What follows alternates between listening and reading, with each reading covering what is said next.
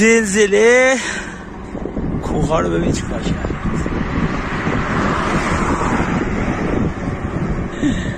ماشینا رو داشت میکوبید. چنین چیزی من تا حالا تو عمرم ندیده بودم.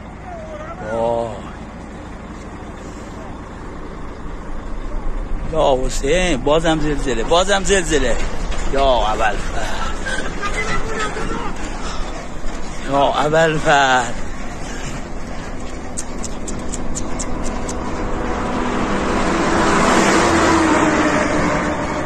زلزله ماشینا رو تکون میده، کوها رو داره میخوابونه. زلزله بود. غربا داخل ديال ده الشغلة